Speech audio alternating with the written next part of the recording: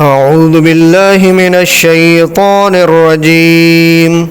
بسم الله الرحمن الرحيم.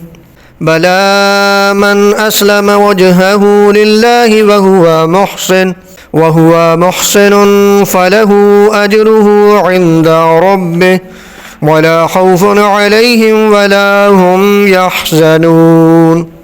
وقالت اليهود ليست النصارى على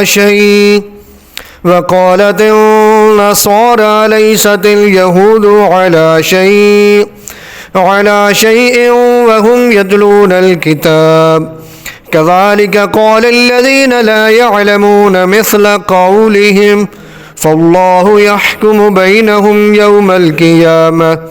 يوم القيامة فيما كانوا فيه يختلفون. ومن أظلم ممن منع مساجد الله أن يذكر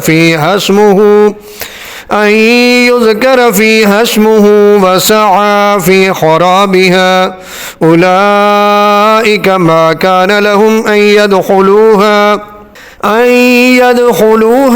إلا خائفين لهم في الدنيا خزي ولهم في الآخرة عذاب عظيم.